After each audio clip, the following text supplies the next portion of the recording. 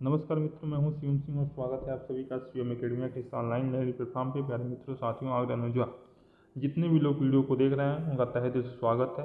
और आज का ये वीडियो बीकॉम और एमकॉम एंट्रेंस के लिए सेकेंड वीडियो है। ये खास डेडिकेट है हिंदी मीडियम स्टूडेंट्स के लिए जो कि बीकॉम की तैयारी कर रहे हैं या एमकॉम की तैयारी कर रहे हैं या बीबीए की तैयारी कर रहे हैं। उन सभी के लिए जो बैंकिंग के जो क्वेश्चन 10 आते हैं उस 10 क्वेश्चन में का ये सीरीज है। हम बात करेंगे 30 से 35 क्वेश्चनों की बात करेंगे और देखेंगे कि कैसे किस प्रकार से एमसीक्यू बन सकते हैं हिंदी मीडियम के स्टूडेंट्स के लिए भी। और ये टोटली हिंदी में लिखा गया है, तो इंग्लिश मीडियम वाले भी सुन सकते हैं। अगर नहीं समझ में आएगी तो आप इंग्लिश वाली वीडियो जरूर देखिएगा। जो हम 500 एमसीक्यू की सीरीज लेके आ रहे हैं बैंकिंग पे, उसको जरूर देखिएगा, ठीक है। उससे बहुत सारे मैक्सिमम क्वेश्चन आपको देखने को मिल जाएंगे। चलिए देखते हैं। पहला क्वेश्चन है, मुद्रा संस्फीति का उद्देश्य होता है कीमतों को सामान्य स्तर पर लाना, मुद्रास्फीति को रोकना, मुद्रा की मात्रा में कमी करना या कीमतों में कमी करना। बताइए। तो मुद्रा संस्फीति का उद्देश्य होता है मुद्रास्फीति को रोकना। किसको? मुद्रास्फीति को रोकना। इसका राइट ऑप्शन हो जाएगा बी। एक सेकेंड। हाँ, आप जब इसको पढ़ेंगे मॉनेटरी पॉलिसी में, ठीक है, तो मॉनेटरी पॉलिसी में जब जाएंगे तो वहाँ पे देखेंगे इन्फ्लेशन होता है, डिफ्लेशन होता है। तो मुद्रा संस्फीति का उद्देश्य ही होता है मुद्रास्फीति को रोकना। इसका राइट ऑप्शन हो जाएगा बी।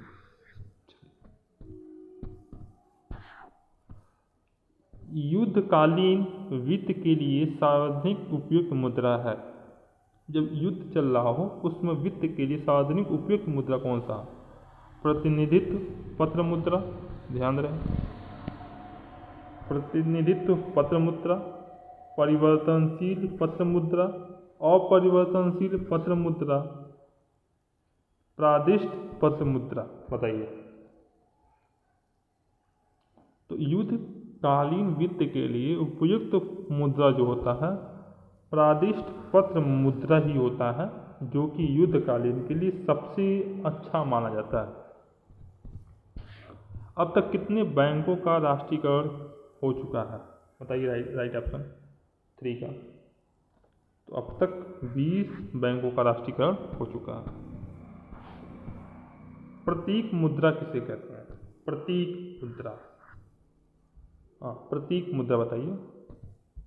प्रत्यक्ष मूल्य निहित मूल्य से कम, प्रत्यक्ष मूल्य निहित मूल्य से अधिक हो, निहित मूल्य प्रत्यक्ष मूल्य के बराबर हो, निहित मूल्य प्रत्यक्ष मूल्य से अधिक हो। प्रतीक मुद्रा किसे कहते हैं? 4 का राइट आंसर बताइएगा। तो प्रतीक मुद्रा उसे कहते हैं जो प्रत्यक्ष मूल्य निहित मूल्य से अधिक हो, यानी जो प्रत्यक्ष मूल्य निहित मूल्य से अधिक हो, यही इसका राइट ऑप्शन हो जाएगा। चलिए। दाशमिक प्रणाली के सिक्के कब से चालू किए गए थे? बताइए। दाशमिक प्रणाली के सिक्के कब से चालू किए गए थे? बताइए। ये चालू किए गए थे 1 अप्रैल 1952, 1 अप्रैल 1947, 1 अप्रैल 1957, 1 अप्रैल 1962।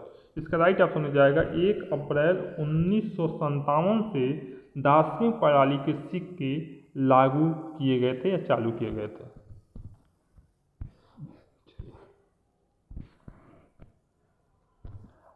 औद्योगिक बैंक का मुख्य कार्य ऋण की व्यवस्था करना है। कृषि कार्य के लिए, व्यापारियों के लिए, उद्योगों के लिए, सभी के लिए। इसका राइट ऑप्शन बताइए। 6 का राइट ऑप्शन बताइए। तो औद्योगिक बैंक का मुख्य कार्य यही होता है कि उद्योगों के लिए क्या करना? ऋण की व्यवस्था करना। हाँ, एक चीज़ मैं बता दूं कि मैंने बैंकिंग की 2 क्लासेस ली हैं, ठीक है, जिसको मैं इसी प्लेलिस्ट में ऐड ऑन कर दूंगा। वो 2 classes Hindi medium English medium दोनों के लिए बहुत ज़्यादा इम्पॉर्टेंट है।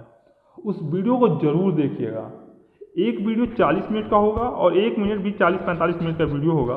टोटल 1.5 घंटे के क्लास में पूरी बैंकिंग ख़त्म कर दिया है हमने और एक एक पॉइंट ख़त्म किया है। वहाँ से एक भी सिंगल क्वेश्चन आपके एग्जाम से बाहर जाने की गुंजाइश नहीं है। उसको ज़रूर देखिएगा, मेरा हम्बल रिक्वेस्ट है।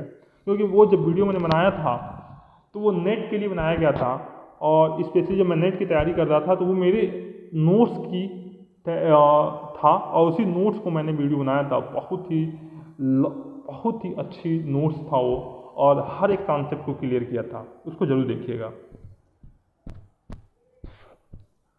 चलिए, मुद्रा का एक गुण है विनियमन में सरलता, कर लगाने में सुविधा, समान स्वीकृति, इनमें से कुछ भी नहीं। मुद्रा का एक गुण है। क्या गुण है भैया? 7th का बताइए।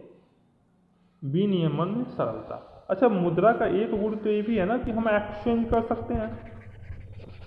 पहले बार्टर सिस्टम था तो एक्सचेंज नहीं कर पाते थे, हम गुड्स को गुड्स एक्सचेंज करते थे। मुद्रा का यही काम है ना, एक्सचेंज कर पाते हैं बहुत सिंप्लिसिटी से। बात क्लियर? चलिए, स्वर्ण समता दर विनिमय दरों की समान प्रवृत्ति दिखलाई है। व्यवहार में विनिमय दर स्वर्ण समता दर के समान नहीं रहती है। इसका कारण है, पहला, विश्व में स्वर्ण की कमी, व्यापार संतुलन में परिवर्तन, सरकार हस्तक्षेप या स्वर्णमान अपनाने वाले देशों में भी सहायक मुद्राओं का चलन। 8 का आखिरी आइटम बताइए। स्वर्ण समता दर विनिमय दरों की समान प्रवृत्ति दिखलाई है। व्यवहार में विनिमय दर स्वर्ण समता दर के समान नहीं रहती है। इसका प्रमुख कारण है कि व्यापार संतुलन में जो परिवर्तन होते हैं उसी के कारण ये समान दर नहीं होते हैं। इसका राइट ऑप्शन हो जाएगा। भारत में 6 बैंक पुराने चेक भारत में 6 माह पुराने बैंक को कहते हैं? बताइए तो। फग चेक, कालातीत चेक, पूर्व तिथि चेक, भावी तिथि चेक। जब 6 माह पुराने चेक को हम कहते हैं कालातीत चेक। थोड़ा सा हिंदी लगता होगा बहुत डिफ़िकल्ट है, लेकिन जो हिंदी मीडियम के बच्चे हैं वो समझ सकते हैं थोड़ी सी। लेकिन मेरा रिक्वेस्ट है कि जो 500 क्वेश्चन का जो MCQ सीरीज हम लेकर आएंगे बैंकिंग के लिए, उसको जरूर फॉलो करिएगा। चलिए, विशेष परिस्थितियों में केंद्रीय बैंक साख नियंत्रण हेतु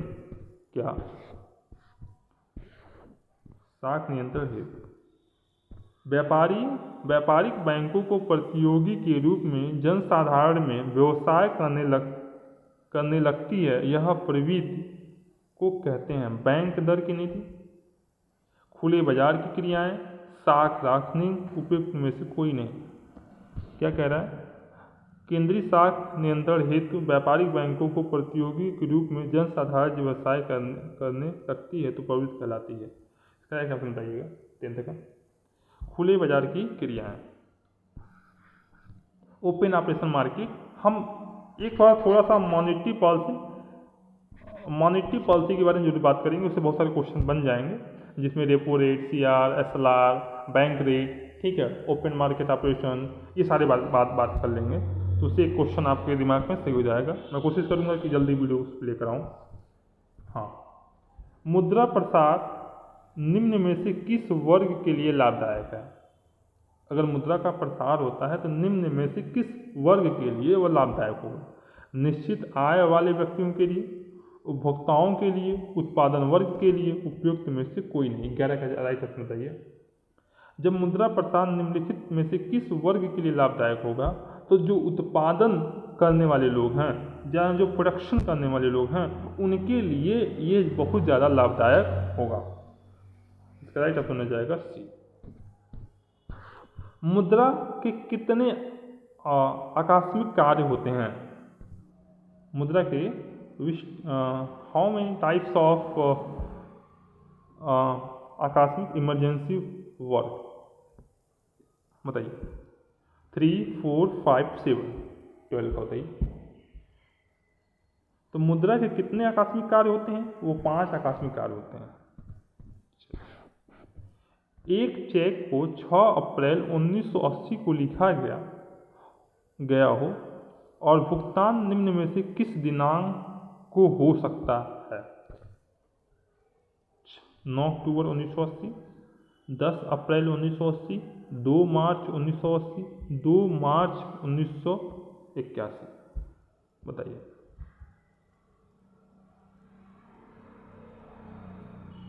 देखिए, ये जब कोई चेक लिखा गया होगा, ध्यान रखिएगा, 6 अप्रैल 1980 को लिखा गया होगा, ठीक है।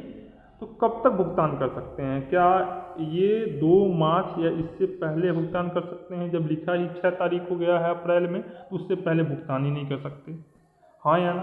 तो ये वाला तो ऑप्शन आपका क्लियर हो जाएगा, कैंसिल हो जाएगा, ठीक है। 2 मार्च 1981, क्या ये 6 महीने से ज़्यादा हो जाएगा तो उसको भुगतान कर सकते हैं? बिल्कुल नहीं कर सकते, तो ये भी वाला ऑप्शन कैंसिल हो जाएगा, हाँ या ना?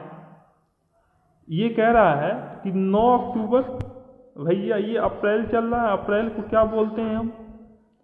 चौथा महीना। अक्टूबर चलता है तो उसको बोलते हैं 10वां महीना।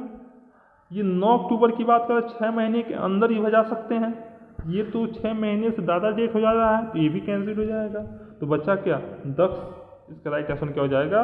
10 अक्टूबर 1980। यानी कोई भी चेक लिखा गया हो उसको 6 माह के अंदर हम क्या कर सकते हैं? उसका भुगतान कर सकते हैं, हाँ 6 माह के अंदर कर सकते हैं। 6 माह से पहले, मतलब अगर चेक आज लिखी गई है तो उससे पहले भुगतान नहीं कर सकते, 6 महीने के बाद भी नहीं कर सकते। 6 महीने के अंदर जब चाहें जो भी डेट दिया हो उस डेट को आप क्या कर सकता है? भुगतान कर सकते हैं।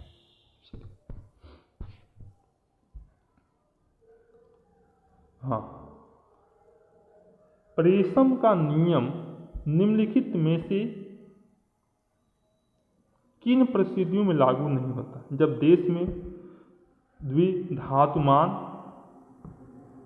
हो, जब देश में एक ही धातु की मुद्रा का चलन हो, जब देश में एक बैंकिंग प्रथा की पर्याप्त उन्नति की गई हो, उपयुक्त तीनों परिस्थितियों में लागू होता है। बताइए। 14, प्रेषम का नियम निम्नलिखित परिस्थितियों में लागू नहीं होता है। कब लागू नहीं होगा? ध्यान रहे,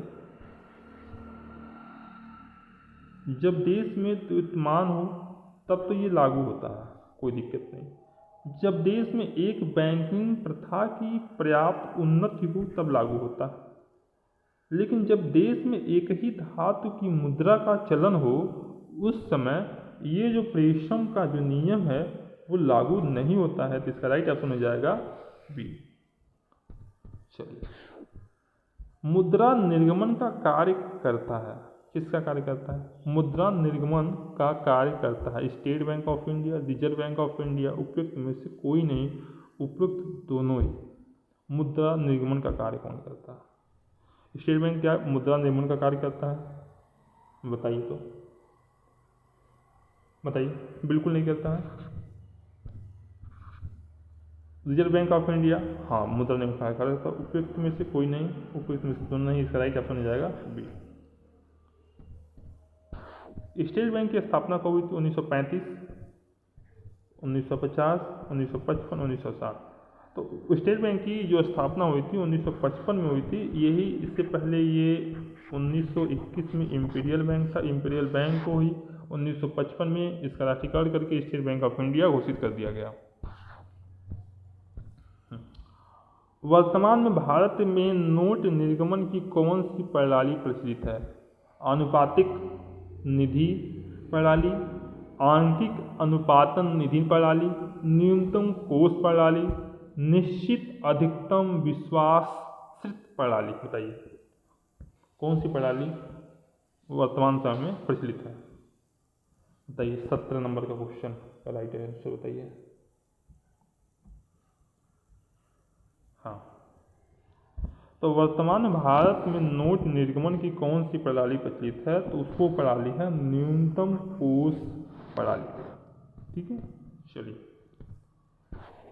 वस्तु विनिमय संभव होता है जब मनुष्य की आवश्यकताएं, वस्तु विनिमय तब संभव होता है जब मनुष्य की आवश्यकताएं सीमित हो, असीमित हो, पूरक हो, बिल्कुल ना हो। 18 जब वस्तु विनिमय तभी संभव हो सकता है जब मनुष्य की आवश्यकताएं सीमित हो, ना कि असीमित हो।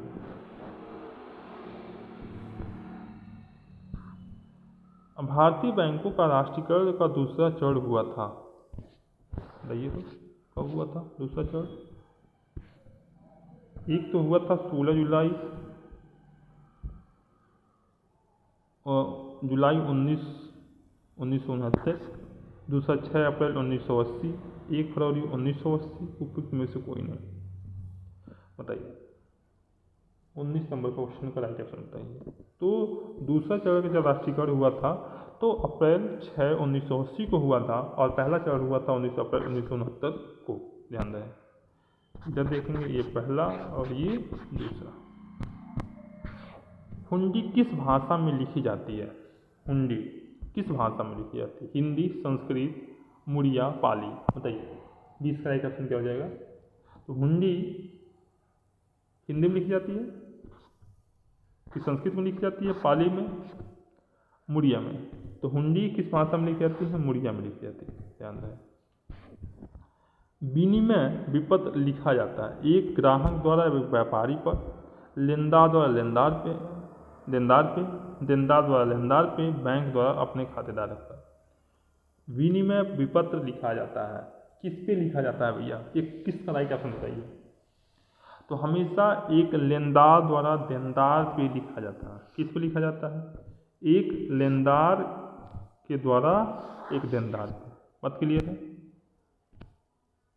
चलिए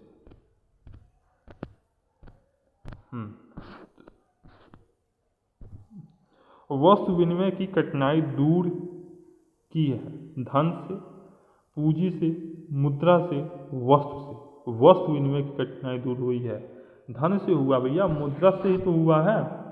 तो इसका राइट ऑप्शन हो जाएगा 22 का सी। चेक कितने दिनों के भीतर भुनाया जा सकता है? तारीख लिखा होने पे 3 माह के अंदर, 6 माह के अंदर, 7 महीने के अंदर, 1 वर्ष के अंदर। तो 6 माह के अंदर इसको भजाया जा सकता है या बुनाया जा सकता है। 23 का राइट ऑप्शन क्या हो जाएगा? बी। ठीक है, चलिए। पूंजी व्यापार के विषय में कौन सा कथन सत्य है? ये पहले ही देख लेना है, सत्य है या असत्य है।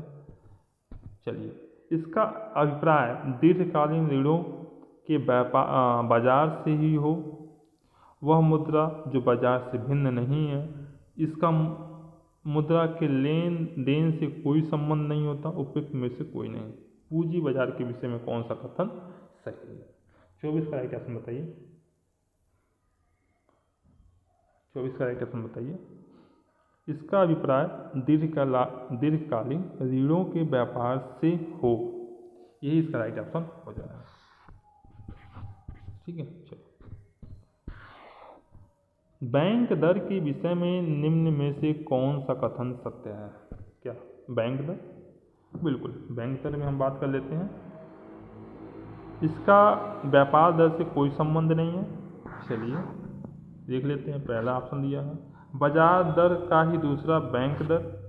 बैंक दर बाजार दर से साधारणतः ऊंची रहती है, बैंक दर बाजार दर से साधारणतः कम रहती है।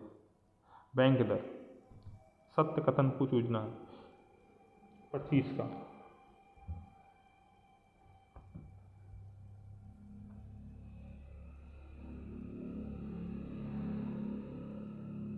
हाँ बताइए, 25 का।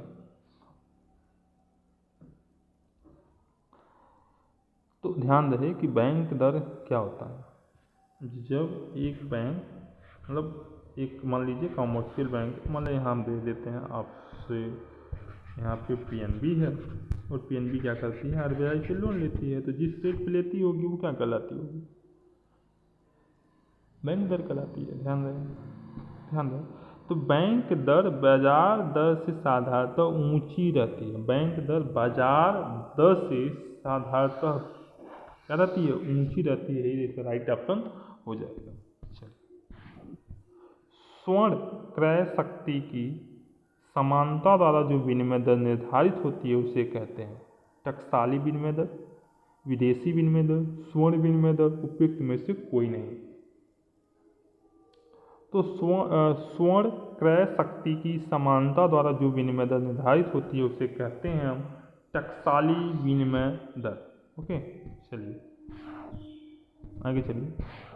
वह मुद्रा मान जिसमें स्वर्ण के सिक्के चलन में हों कहलाता है स्वर्ण पाठमान, स्वर्ण प्रचलन मान, स्वर्ण चलमान, स्वर्ण पत्र। 27 का राइट ऑप्शन बताइए। वो कहलाता है स्वर्ण चलन मान। ओके, चलिए। मुद्रा संकुचन का उद्देश्य होता है मुद्रास्फीति को रोकना, मुद्रा संकुचन को रोकना, कीमतों में वृद्धि करना, कीमतों को सामान्य स्तर पर लाना। मुद्रा का जब संकुचन का उद्देश्य क्या होता है? मुद्रास्फीति को रोकना, मुद्रास्फीति के संकुचन को रोकना, कीमतों में वृद्धि करना, कीमतों को सामान्य स्तर पर लाना। 28 का राइट ऑप्शन बताइए। तो जब मुद्रा संकुचन होता है तो उसका ये काम ये होता है कि कीमतों को समान स्तर पर लाने का काम कौन करता है?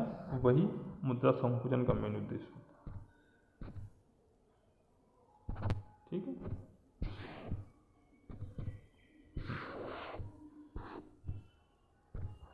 विश्व बैंक की स्थापना का मुख्य उद्देश्य अपने सदस्य राष्ट्रों को आर्थिक उन्नति करना है। इसके लिए वो अनेक कार्य करती हैं जिसमें सम्मिलित नहीं है पूछा भैया, ध्यान रहे, नहीं है कि ज़्यादा इम्पोर्टेंट है। क्या नहीं है? ध्यान रहे, नहीं है, ध्यान रहे। चलिए देखते हैं। पूंजी के लिए अंश खरीदना, निश्चित उद्देश्यों के अतिरिक्त अन्य समान उद्देश्य की पूर्ति के लिए ऋण देना, उपयुक्त दोनों, उपयुक्त में से कोई नहीं। 29 का राइट ऑप्शन बताइए। तो सम्मिलित नहीं है, वो दोनों बातें जो लिखी गई हैं ऊपर, ये दोनों बातें सही नहीं लिखी गई हैं। चलिए, नोट निर्गमन की वह प्रणाली जिसके अंतर्गत एक निश्चित मात्रा तक बिना किसी धातु निश्चित के नोटों को निर्गमन होता है तथा उस मात्रा के ऊपर प्रत्येक निर्गमन नोट के पीछे 100% धातु निधि रखनी होती है कहलाती है। पहला, निश्चित विश्वासित निर्गमन प्रणाली, अधिकतम विश्वासित निर्गमन प्रणाली, अनुपातिक निधि प्रणाली और उपयुक्त में से कोई नहीं। राइट ऑप्शन बताइए 30 का। निश्चित विश्वासित निर्गमन प्रणाली को कहते हैं। भारत का केंद्रीय बैंक है reserve bank of India, state bank of India, central bank of India, bank of India. तो इसका राइट ऑप्शन क्या हो जाएगा 21 का? Reserve bank of India. RBI क्या है? सेंट्रल बैंक है। देखिए, आरबीआई की स्थापना कब हुई थी, स्टेट बैंक की स्थापना कब हुई थी, सेंट्रल बैंक ऑफ इंडिया की स्थापना कब, बैंक ऑफ इंडिया की स्थापना कब की हुई थी, वो हमारी वीडियो जब देखेंगे तो हर एक बैंक की स्थापना और उसका हेडक्वार्टर भी लिखा हुआ है। रिजर्व बैंक की स्थापना हुई थी 1930 नहीं, 1935। हाँ, 1935 में हुई थी, 1940 नहीं, 1947 नहीं। तो रिजर्व बैंक की स्थापना कब हुई थी? 1935 में हुई थी और 1949 में इसका राष्ट्रीयकरण किया गया था।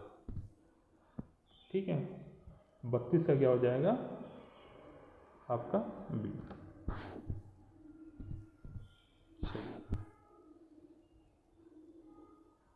हाँ, चेक एक मौखिक प्रलेख है, एक लिखित प्रलेख है, एक रजिस्टर्ड प्रलेख है, एक प्रमाणित प्रलेख है। चेक क्या है? एक लिखित तो है, एक लिखित में आप देते हैं कितना पैसा देना है किसी को, उसमें क्या है? योजना आयोग की स्थापना कब हुई थी? 1951, 1952, 1950, 1954। योजना आयोग बताइए। योजना आयोग की स्थापना 1950 में हुई थी और ये बात कही गई थी कि हम एक योजना बनाएंगे और इस योजना के अंतर्गत काम करेंगे जिसमें पंचवर्षीय योजनाओं को लागू किया गया था। और फिर जब गवर्नमेंट मोदी की गवर्नमेंट बनी तो 2015 में उसी का नाम चेंज करके योजना के नीति आयोग बना दिया गया, तो वो नीति आयोग के नाम से आजकल जाना जाता है। दशमिक मुद्रा प्रणाली से क्या लाभ है, बताइए। 35 नंबर क्वेश्चन देखेंगे कि दशमिक मुद्रा प्रणाली से क्या लाभ है। समय की बचत, शुद्ध गणना, लिखने की सुविधा, श्रम में बचत। तो दशमिक मुद्रा प्रणाली से क्या लाभ है, बताइए। सोचिए जरा, हम तो सोच ही रहे हैं। तो दशमिक मुद्रा प्रणाली से ये लाभ होता है कि हम शुद्ध गणना कर पाते हैं। चलिए, चेक के रेखांकन की विधियाँ, कितने प्रकार के हम रेखांकन कर सकते हैं चेकों पे, ये बता दीजिए। हाँ, हम 3 प्रकार के रेखांकन कर सकते हैं। हमारे देश में सार्वजनिक शाखाएं हैं पंजाब नेशनल बैंक की, इंडियन ओवरसीज बैंक की, सेंट्रल बैंक ऑफ इंडिया की, स्टेट बैंक ऑफ इंडिया की। स्टेट बैंक ऑफ इंडिया की स्थापना कब हुई थी, बताइए तो। 1955। ठीक है, बताइए। सबसे अधिक शाखाएँ ब्रांचेस किसकी हैं, किस बैंक की हैं। 37 का। 37 का। तो स्टेट बैंक ऑफ इंडिया के सबसे अधिक ब्रांचेस हैं। स्वर्ण क्रय शक्ति की समानता द्वारा जो विनिमय दर निर्धारित होती है उसे कहते हैं, क्या कहते हैं भैया।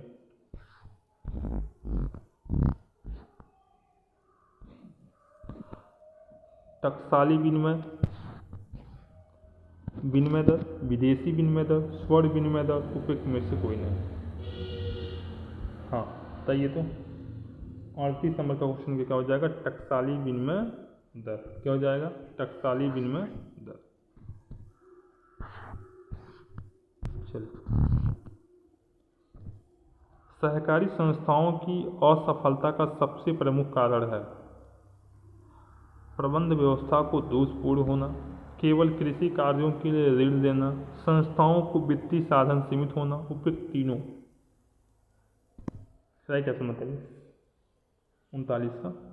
तो इसमें प्रबंध व्यवस्था का दोषपूर्ण होना इसीलिए सहकारी संस्थाओं की असफलता का सबसे प्रमुख कारणों में से एक है। बैंक दर नीति व खुले बाजार की क्रियाएं साख नियंत्रण की प्रचलित विधियां हैं। उपयुक्त में के अलावा साख नियंत्रण का उपाय है और कोई नहीं है। बैंक को न्यूनतम नगद निधि को बदलना, साख की राशि, उपयुक्त बीज और सीधो हो। 40 का आइटम बताइए। तो 40 में बैंक की न्यूनतम नगद निधि को बदलना, ये भी है उसका, साख की राशि ये भी है। तो इसका राइट ऑप्शन हो जाएगा बी और सी दोनों लेंगे, राइट ऑप्शन डी हो जाएगा। मुद्रा प्रसार या मुद्रा संस्कृति के बारे में कौन सा कथन सत्य है। पर्यायवाची शब्द है, दोनों विलोमार्थी हैं। मुद्रा प्रसार जब बड़े पैमाने पर होता है तब वह मुद्रा संस्कृति का रूप धारण कर लेता है। मुद्रा प्रसार प्राकृतिक अथवा ऐच्छिक दोनों हो सकती हैं, जबकि मुद्रा संस्कृति ऐच्छिक अथवा कृत्रिम होती है। बताइए।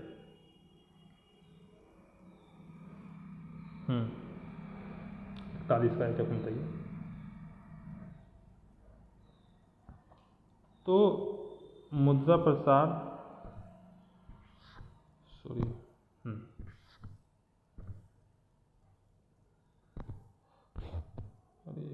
One second. हाँ, मुद्रा प्रसार या मुद्रा संस्कृति का कौन सा कथन सही है। जब मुद्रा प्रसार प्राकृतिक व ऐच्छिक दोनों हो सकती हैं, जब मुद्रा स्फीति संस्कृति ऐच्छिक अथवा कृत्रिम होती है, उसी को बोलते हैं मुद्रा प्रसार संस्कृति के बारे में ये कथन पूर्णतः सही है।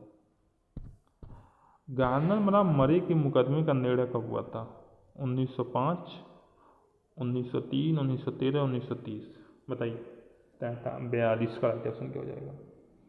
तो 1903 में गार्नर मरे के मुकदमे की बात हुई थी और ये पार्टनरशिप जो है, पार्टनरशिप में जब पढ़ेंगे तो वही पार्टनरशिप में ये बात कही गई है, गार्नर मरे के सिद्धांत को लागू किया जाता है। और ये शायद मृत वाले में है, थोड़ा चैप्टर देखिएगा।